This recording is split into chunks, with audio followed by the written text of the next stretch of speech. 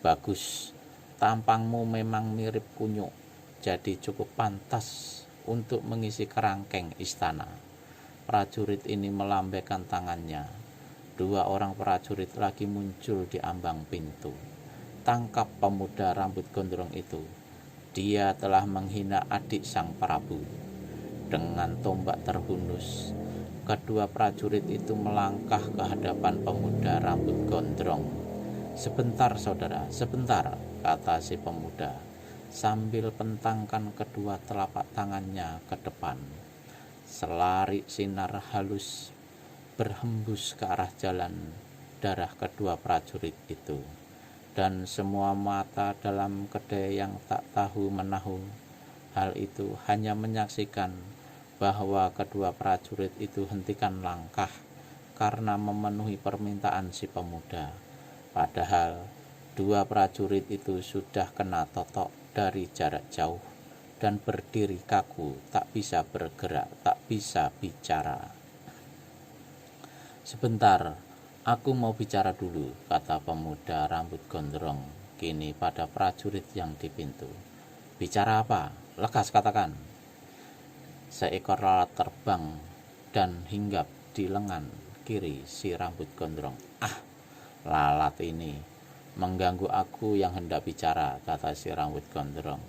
Dengan jari-jari tangan kanannya disentilnya lalat itu. Namun tujuan sebenarnya bukan binatang itu. Sang lalat memang terpental mati dengan tubuh hancur, tapi angin sentilan terus menotok jalan darah prajurit yang berdiri di pintu kedai. Orang-orang telah melihat dia berdiri sebagaimana biasa, tapi sesungguhnya tubuhnya sudah kaku tegang. Si rambut gondrong datang ke hadapannya, pura-pura membisikkan sesuatu, lalu menepuk bahu prajurit itu dan berlalu. Orang-orang mulai menjadi heran, dan beberapa ketika saja sesudah pemuda aneh tadi lenyap, tiba-tiba bluk, bluk, bluk, ketika prajurit itu rebah ke tanah, susul menyusul. Begitu mencium lantai, begitu mereka kembali sadarkan diri, kedai itu menjadi hiruk pikuk. Tiga prajurit dengan rasa malu, geram, dan amarah meluap memburu keluar kedai, tapi si rambut gondrong sudah lama lenyap. Tiga prajurit ini tiada lain adalah anak buah Kalas Renggi. Sewaktu pemuda rambut gondrong mengelilingi kota raja mencari dua manusia yang ditemuinya malam tadi di teratak tua di luar tembok kerajaan, maka tanpa setahunya sepasang mata telah menguntitnya. Yang menguntit tiada lain dari Kalas Renggi yang saat itu tengah bersiap-siap untuk melaksanakan tugas yang diberikan oleh Werku Alit. Ketika si rambut gondrong masuk kedai, maka dikirimnya 3 orang prajurit ke sana. Diperintahkannya untuk menangkap pemuda itu dengan alasan yang dibuat-buat.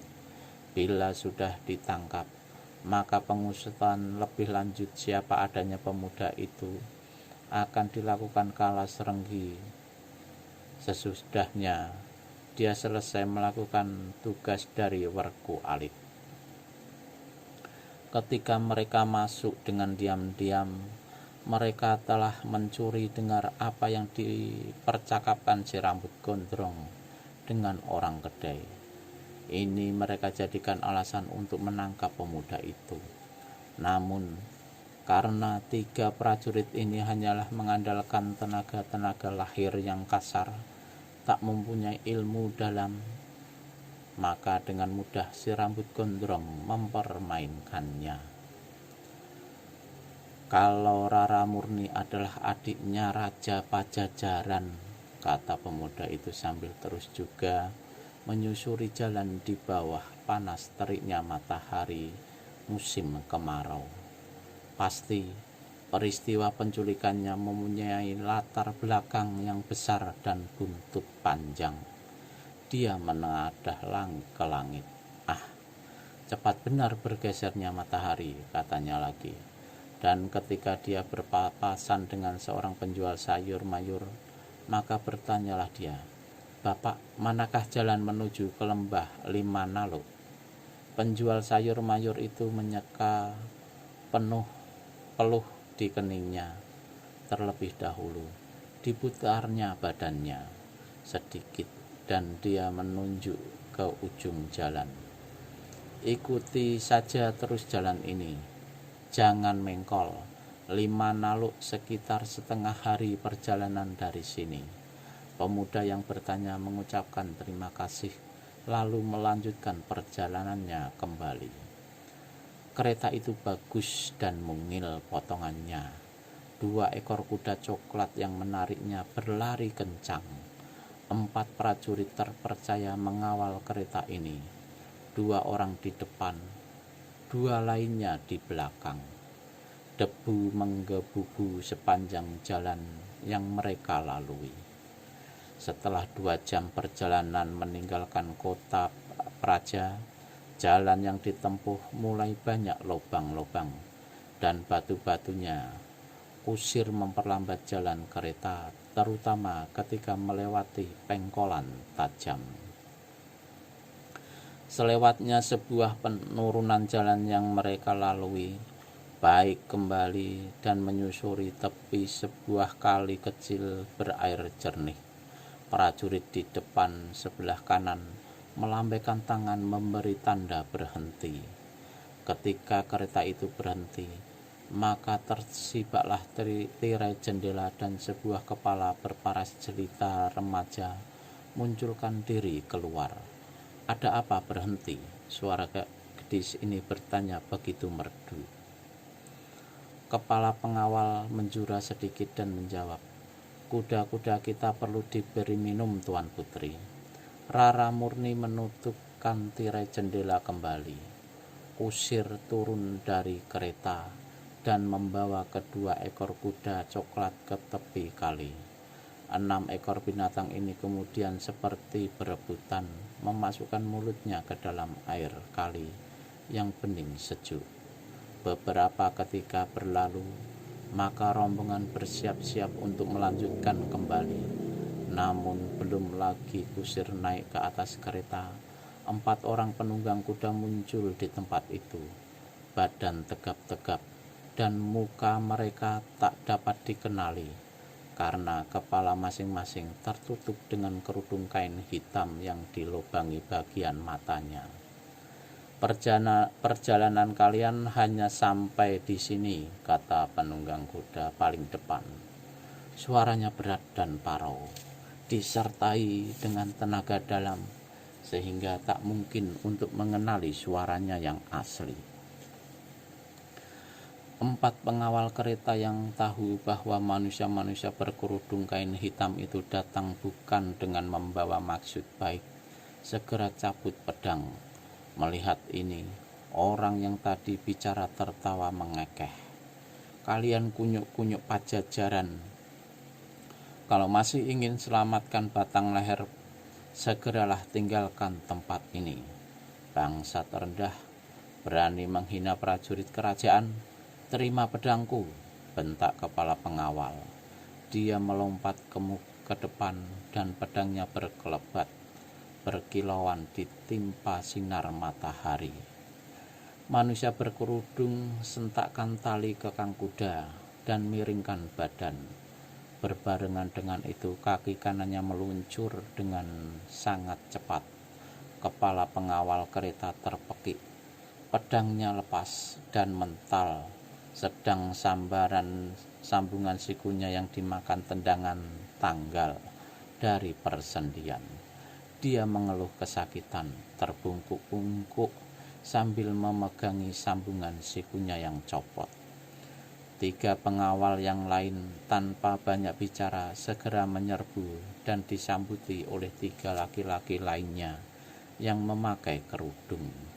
Setelah terlibat dalam 2 jurus pertempuran, maka terdesaklah ketiga pengawal kereta. Sementara itu di dalam kereta mendengar suara ribut-ribut dan disusul dengan suara beradunya senjata. Dengan hati cemas, Rara Murni singkapkan tirai jendela. Dia terkejut sekali. melihat ada sesosok tubuh berkerudung melangkah mendekati kereta dan mengulurkan tangan untuk membuka pintu kereta. Rara Murni, kau tak usah cemas. Apa yang terjadi di sini hanya pertunjukan biasa saja. Silahkan turun. Kalian siapa? Siapa kami itu tidak penting. Turunlah. Rampok-rampok biadab. Kalau kalian tahu siapa aku, segeralah tinggalkan tempat ini sebelum pasukan kerajaan datang menumpas kalian. Laki-laki berkerudung tertawa bergelak. Dibukanya pintu kereta dan diulurkannya tangan kanan untuk menarik Rara Murni keluar dari kereta. Kusir kereta yang sejak tadi seperti terpukau melihat pertempuran yang berkecamuk di depan matanya. Ketika mengetahui bahwa Rara Murni hendak diperlakukan secara kasar, segera mengambil cambuk kereta dan menderu punggung laki-laki berkerudung. Rampok laknat, berani mengganggu adik sang Prabu. Dan cambuk itu mendera lagi beberapa kali. Laki-laki berkerudung memutar tubuh. Sekali dia gerakkan tangan, maka berhasillah dia merampas cambuk itu. Dan kini cambuk itu dipakainya untuk melecuti muka kusir kereta. Kusir ini menjerit-jerit, kemudian dengan kalap mencabut golok pendeknya dan menyerang si muka berkerudung. Namun hanya dengan mengelak dan sekali tendang saja, maka kusir kereta itu terpelanting ke tebing kali, masuk ke dalam kali. Tubuhnya segera hanyut terbawa air, tenggelam. Timbul karena sebelum jatuh ke dalam kali, tendangan laki-laki berkerudung telah membuatnya pingsan terlebih dulu. Pertempuran antara 3 prajurit pengawal dan 3 laki-laki berkerudung lainnya tak berjalan lama. Ketiga pengawal itu menggeletak di tanah bermandikan darah. Sementara itu di atas kereta, Rara Murni berusaha melawan dan meronta-ronta, menerjang dan meninju laki-laki yang hendak menyeretnya turun secara paksa. Namun apalah kekuatan seorang perempuan. Dalam waktu sebentar saja, segera laki-laki berkerudung itu dapat membekuknya. Rara Murni dinaikkan ke atas kuda. Lemparkan ketiga mayat itu ke dalam kali, perintah laki-laki berkerudung yang sudah naik ke atas punggung kudanya. Juga kereta itu. Tiga mayat pengawal dilemparkan ke dalam kali. Kuda penarik kereta melonjak-lonjak dan meringkik keras ketika 3 manusia berkerudung itu mendorong kereta ke dalam kali. Dalam waktu yang singkat, keempat orang itu segera berlalu. Yang tinggal kini di tempat itu hanya bekas-bekas pertempuran, darah, mayat, kereta dan kuda yang masih terus meringkik-ringkik, sementara tubuhnya dengan perlahan tapi pasti tenggelam ke dalam kali. Lembah Limanaluk, satu daerah yang jarang didatangi manusia. Daerah ini sunyi sepi, ditumbuhi pohon-pohon raksasa dan semak belukar lebat. Kesinilah keempat manusia berkerudung itu membawa Rara Murni. Di hadapan sebuah kuil tua mereka berhenti dan menurunkan gadis itu yang sampai saat itu masih terus juga melawan dengan segala daya yang ada. Rara Murni, kalau kau tak banyak cincong, aku tak akan perlakukan kau dengan kekerasan.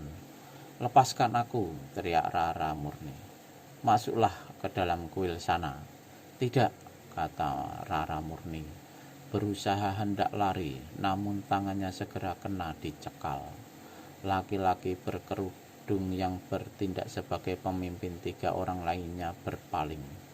Lalu katanya pada ketiga orang itu, kalian kembalilah, beritahukan bahwa tugas kita berhasil. Baik.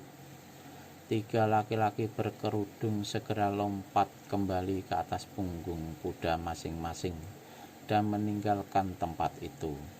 Yang seorang tadi menyeret Rara Murni ke dalam kuil. Kuil itu sebuah kuil tua yang sudah tak dipakai lagi. Batu dindingnya sudah pada luruh dimakan umur. Sebuah arca besar yang terdapat di pojok kuil, sebagian mukanya rusak dan tangan serta kakinya sudah buntung. Lepaskan aku dari sini, teriak Rara Murni untuk kesekian kalinya. Suaranya mulai parau. Kau terlalu banyak cerewet, Rara Murni, kata laki-laki berkerudung.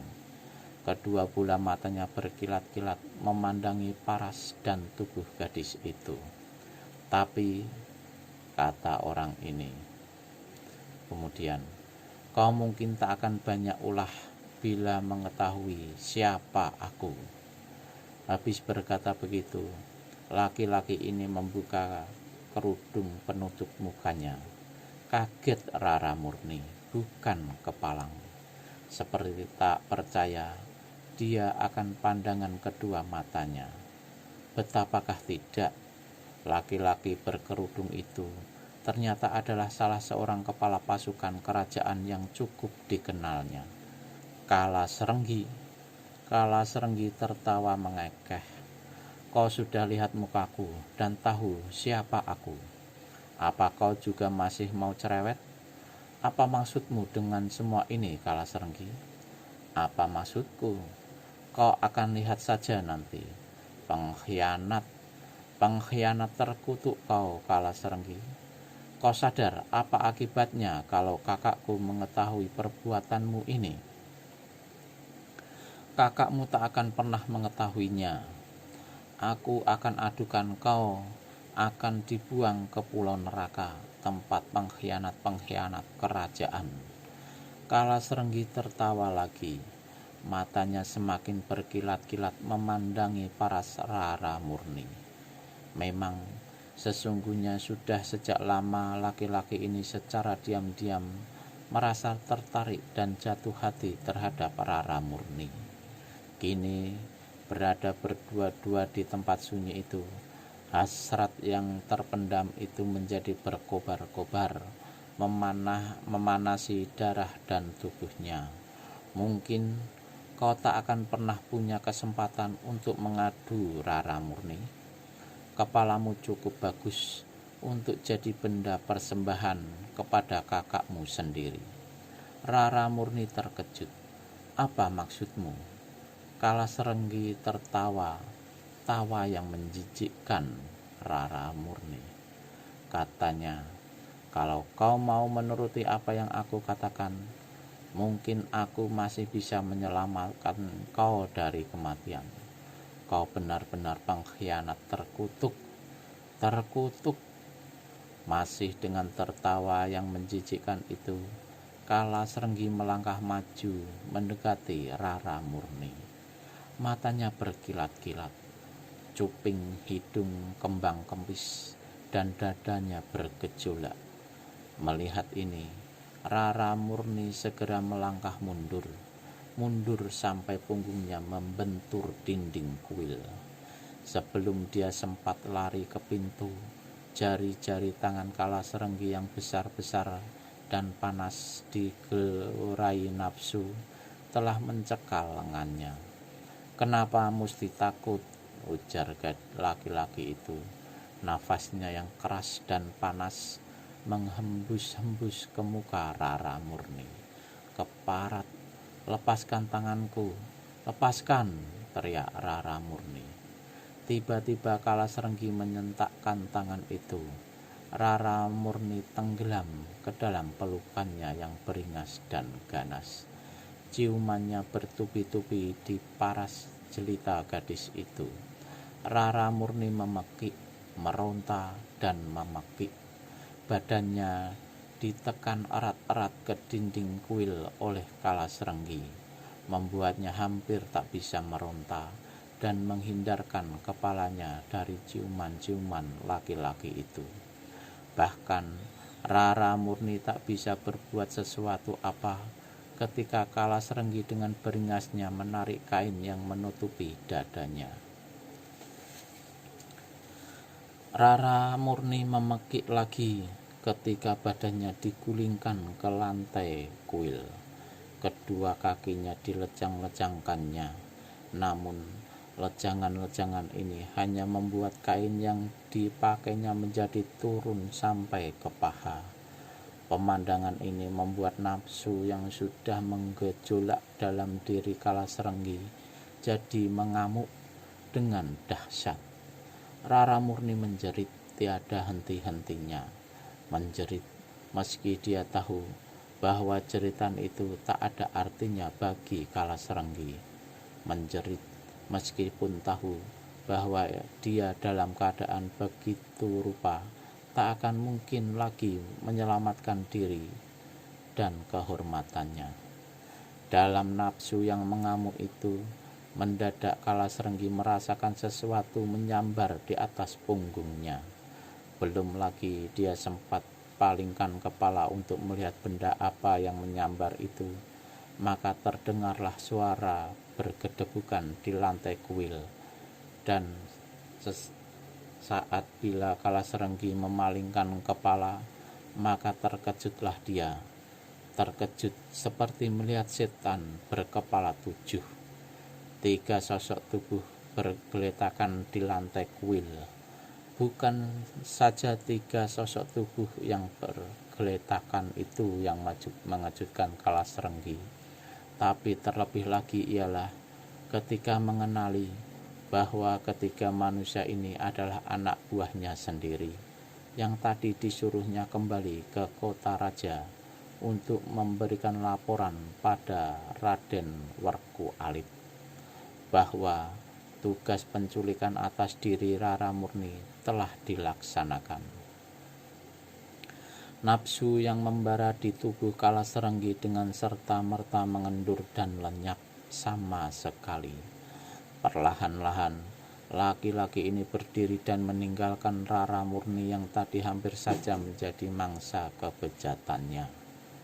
Ketika diperhatikannya, ketiga anak buahnya itu ternyata tidak bernafas lagi alias sudah menjadi mayat. Muka-muka mereka membiru, sedang pada kening masing-masing dilihatnya 3 deretan angka-angka 2, 1, 2. Muka yang biru itu diketahuinya adalah akibat pukulan atau tamparan yang ampuh sekali. Tapi adanya angka-angka 2, 1, 2 pada kening ketiga manusia ini adalah tidak dimengerti sama sekali oleh Kalas Renggi. Pada saat dirinya dilepaskan oleh Kalas Renggi, pada saat itu pula dengan serta-merta Rara Murni bangkit berdiri dan hendak lari ke pintu kuil. Namun baru 3 langkah, kedua kakinya bergerak. Gadis ini hentikan langkah. Darahnya tersiap dan mukanya memucat. Pada pintu kuil, sesosok tubuh yang memakai kerudung hitam berdiri dengan bertolak pinggang.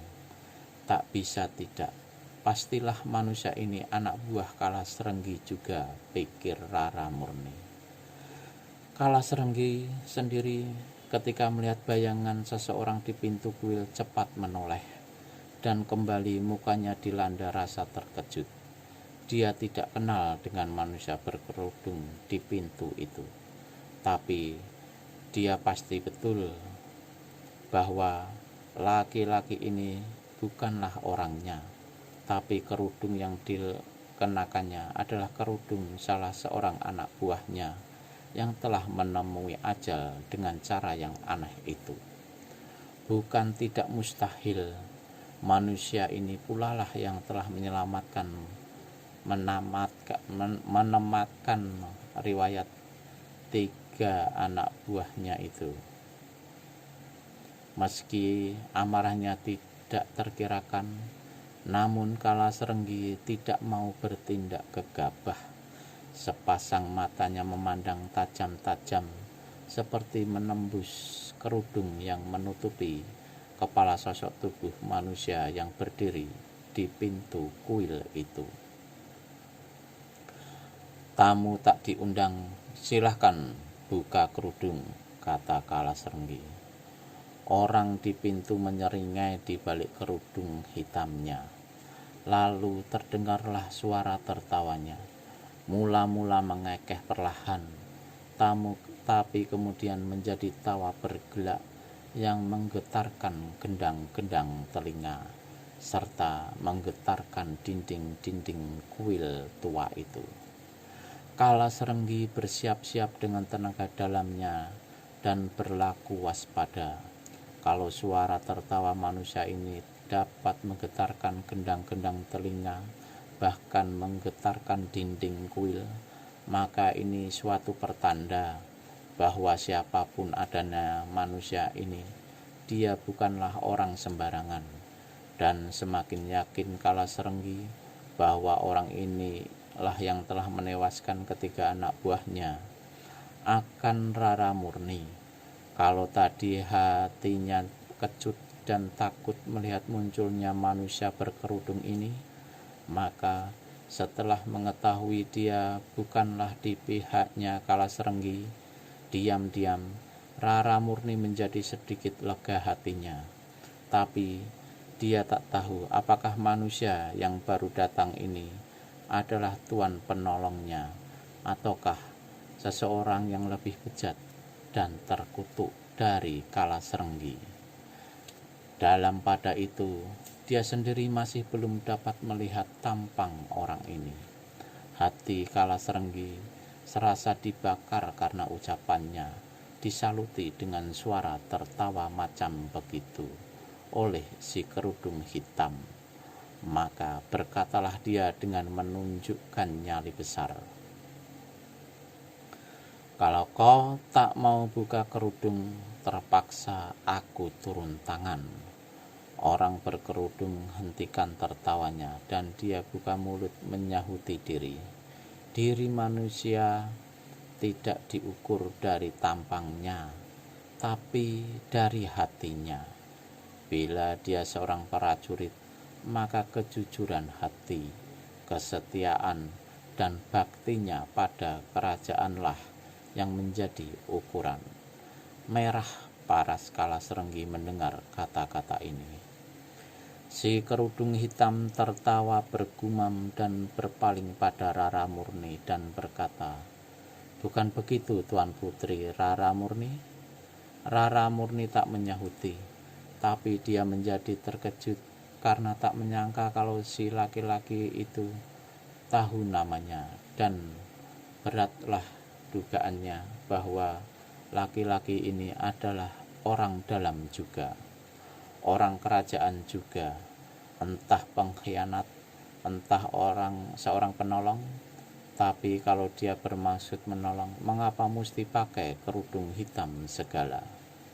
Tapi kata laki-laki yang di pintu pula melanjutkan bicaranya, "Kalau kau memang kepingin melihat tampangku, baiklah, aku tak keberatan untuk membuka kerudung hitam ini. Tampangku memang buruk, namun jika dibandingkan dengan tampangmu, masih mendingan aku kemana-mana." Sambil tertawa-tawa, laki-laki ini membuka kerudung hitam yang menutupi kepalanya. Bila Rara murni memandang ke muka, maka di balik kerudung yang telah dibuka itu ternyata laki-laki yang berdiri di pintu adalah seorang pemuda gagah berambut gondrong.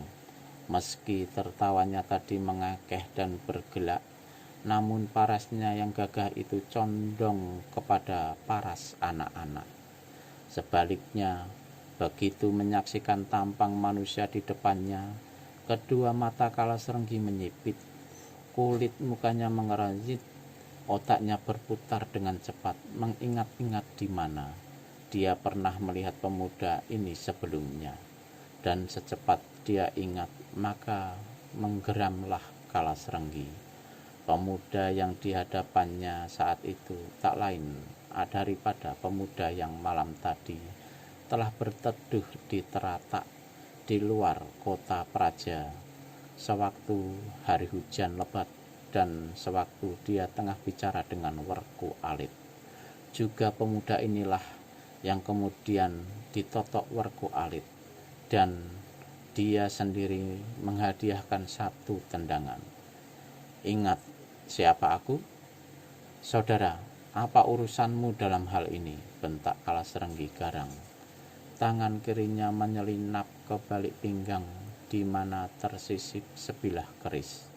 Ah, tentu ada saja saudara. Pertama, kau telah menghadiahkan tendangan padaku malam tadi.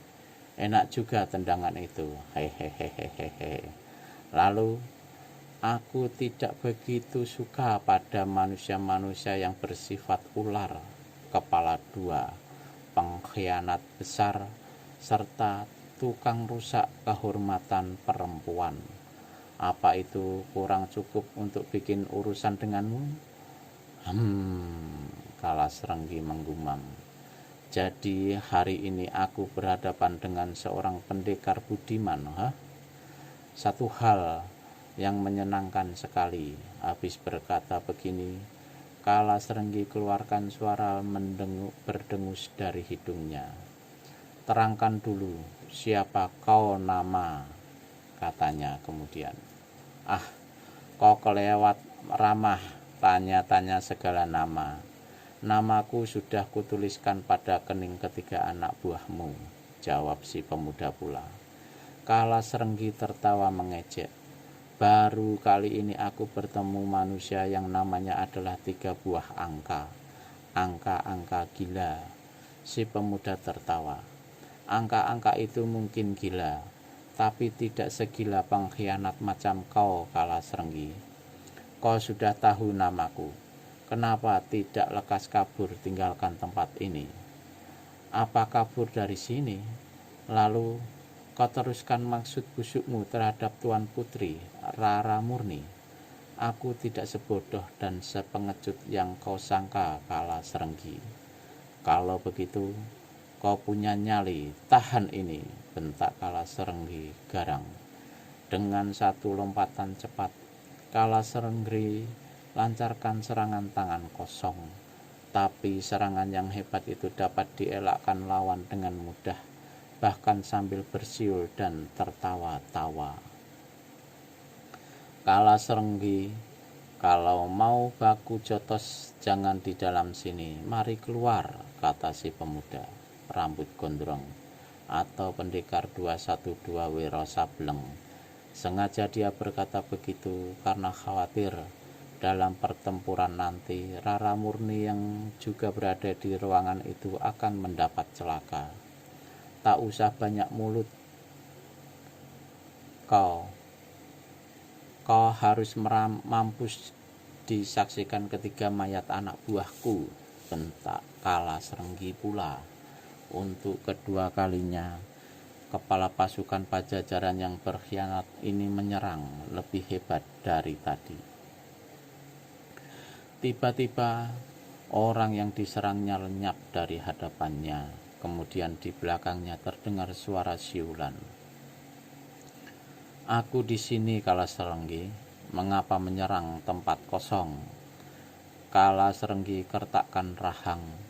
Dia berbalik dengan cepat dan menyerang lebih ganas. Tangannya bergerak cepat. Tendangan laki-laki bertubi-tubi keseluruhannya mengeluarkan angin yang keras dan bersiuran. Agaknya permainan silat tangan kosong Kalasrenggi tidak dari tingkat rendahan. Dari angin pukulan dan tendangannya, Wiro sudah dapat menjajaki kehebatan lawan. Karena tak mau ambil resiko, pemuda ini segera bergerak cepat. Dalam waktu yang singkat, 3 jurus berlalu sebat. Pada saat memasuki jurus keempat, Wiro Sableng melihat Rara Murni melarikan diri keluar kuil. Sambil merundukkan kepala mengelakkan hantaman tinju Kalasrenggi, Wiro Sableng berseru, "Rara, tunggu, jangan pergi dulu." Tapi mana si gadis mau dengar. Sambil menyingsingkan kainnya ke atas, Rara murni mempercepat larinya. Terpaksa pendekar 212 lepaskan pukulan tangan kosong ke arah kedua kaki gadis itu. Serangkum angin melesat deras dan dingin. Rara murni merasa kedua kakinya seperti disiram air es. Kemudian kedua kakinya itu kaku, tak bisa lagi digerakkan. Larinya dengan serta-merta berhenti.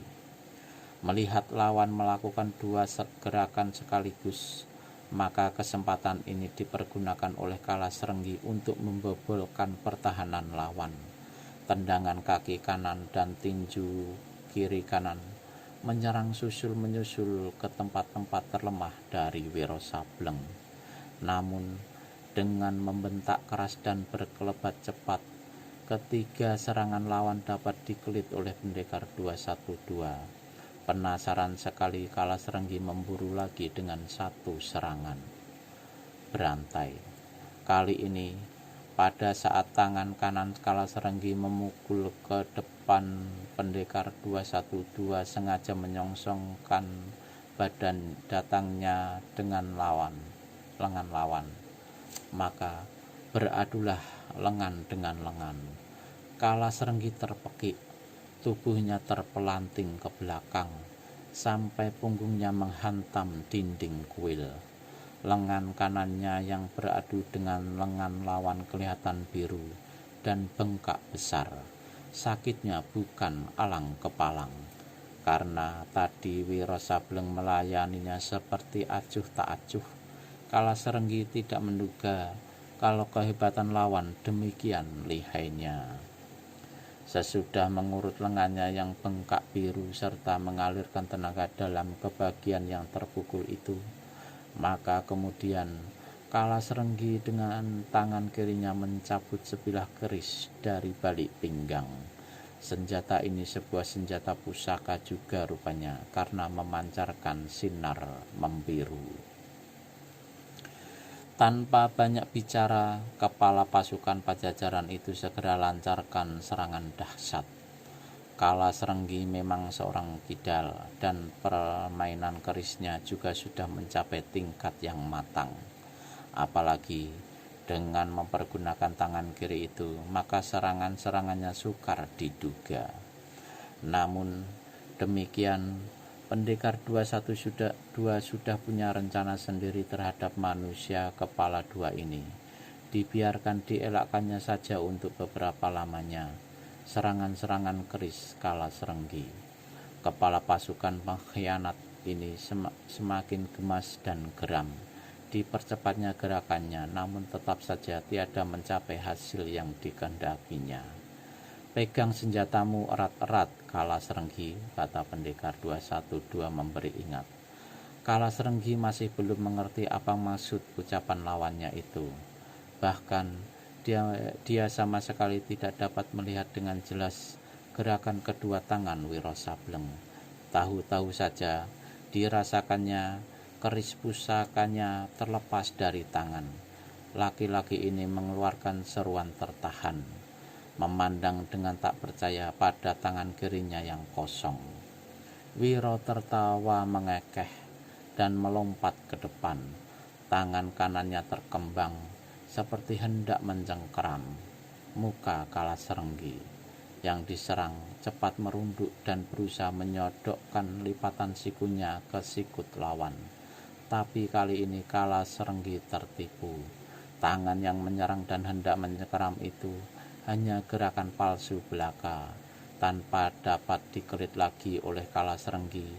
Maka dua ujung jari tangan kanan Wiro Sableng meluncur ke rusuk kirinya. Mendadak sontak, detik itu juga tubuh Kalasrenggi menjadi kaku tegang. Tangan dan kakinya tak bisa digerakkan lagi, tapi mulutnya masih sanggup bicara, telinganya masih bisa mendengar. Demikian juga indera-inderanya yang lain masih tetap seperti biasa. Pendekar 212 sengaja menotok laki-laki itu demikian rupa sesuai dengan rencananya. Sambil tertawa-tawa dan garuk-garuk kepalanya yang berambut gondrong, Wiro Sableng memandangi Kalasrenggi beberapa lamanya. Kemudian pendekar ini melangkah mendapatkan Rara Murni. Dilepaskannya totokan yang telah memakukan kedua kaki gadis itu. Rara Murni begitu merasa kakinya bebas, segera hendak lari, namun tangannya cepat dipegang oleh Wiro Sableng. "Lepaskan tanganku," teriak Rara Murni. "Terhadapku tak usah takut, Rara Murni," kata pendekar 212 pula. "Kau siapa?" tanya Rara Murni, dan berusaha melepaskan tangannya yang dipegang. "Siapa aku itu soal nanti. Tapi apakah kau akan tinggalkan begitu saja Kalasrenggi tanpa memberikan satu hukuman yang setimpal terhadapnya? Aku akan laporkan kejahatannya terhadap Sang Prabu. Pasukan kerajaan akan menyeretnya ke Pakuan. Dia pasti akan dibuang ke Pulau Neraka." Pendekar 212 tersenyum. "Kuil ini juga bisa menjadi tempat neraka baginya, Rara Murni. Mari, aku akan tunjukkan cara yang bagus untuk menghukum pengkhianat dan manusia bejat macam dia." Dengan seutas tali, pendekar 212 mengikat kedua pergelangan kaki Kalasrenggi. Kalasrenggi yang saat itu meski tubuhnya kaku, tapi masih bisa merasa, melihat, dan bicara. "Keparat, kau mau buat apa terhadapku?" "Ah, kau masih bilang keparat, saudara," jawab pendekar 212 dengan tertawa. "Pernahkah kau melihat dunia terbalik? Melihat dengan kaki ke atas, kepala ke bawah? Apa maksudmu?" bentak Kalasrenggi. Tapi dalam hatinya dia sudah dapat menduga apa yang bakal dilakukan oleh Wiro Sableng, dan tubuhnya mengucurkan keringat dingin.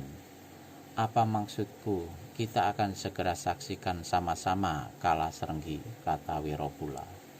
Sekali saja tali yang mengikat kedua pergelangan kaki Kalasrenggi ditariknya, maka terbantinglah laki-laki itu ke lantai kuil.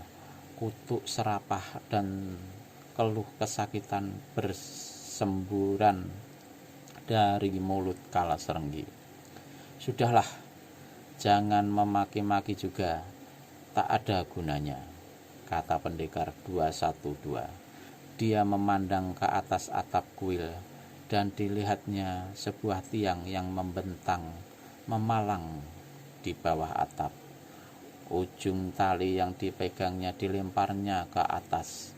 Bila ujung tali itu menjulai ke bawah kembali setelah terlebih dahulu menyangkut di tiang palang, maka pendekar 212 mulai mengerek badan Kalasrenggi. Gelap dunia ini bagi Kalasrenggi.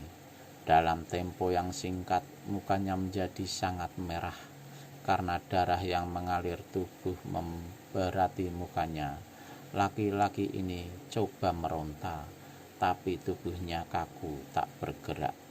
Hanya terbuai-buai saja macam karung diisi pasir dan digantung.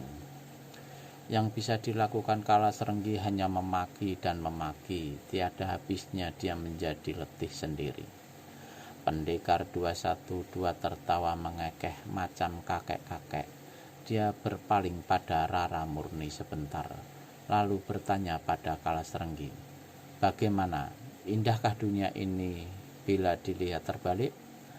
"Demi setan, bila bebas, aku bersumpah untuk mencincang tubuhmu, keparat," hardik Kalasrenggi. "Sumpahmu terlalu hebat, Kalasrenggi. Tapi bisakah kau membebaskan dirimu dari jari-jari tanganku ini?" Dengan senyum-senyum, Wiro Sableng melangkah mendekati Kalasrenggi. Kemudian 10 jari-jari tangannya menggerayang menggelitik tulang rusuk Kalasrenggi. Laki-laki ini menjerit melolong setinggi langit sampai suaranya menjadi serak. Wiro Sableng tertawa senang. Rara Murni sendiri hampir-hampir tak dapat menahan gelinya, dan Kala Serenggi terus juga berteriak menjerit, melolong dan memekik dengan suaranya yang serak parau itu. Rara Murni, ayo, mengapa diam saja? Kalau kau ingin membalaskan sakit hatimu terhadapnya, inilah saatnya, kata Wirosepula. Meski amarahnya memang masih meluap terhadap Kala Serenggi, namun berada lebih lama di situ menimbulkan kekhawatiran bagi Rara Murni. Gadis ini walau bagaimanapun tak dapat memastikan manusia yang bagaimana adanya pemuda rambut gondrong itu, meskipun dianya telah menolong dan menyelamatkan diri serta kehormatannya.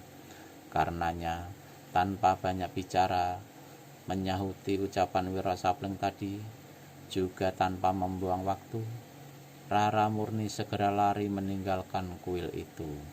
Kali ini, Wiro Sableng tidak berbuat apa-apa lagi untuk menahan Rara Murni. Diikutinya saja gadis itu dengan pandangan mata. Gadis tolol, gerendeng pendekar 212 dalam hati. Dikiranya kota Praja dekat dari sini. Kemudian ketika Rara Murni lenyap di balik kelebatan pepohonan di lembah Limanalu itu, maka pendekar 212 segera angkat kaki pula menyusul dengan diam-diam dari belakang.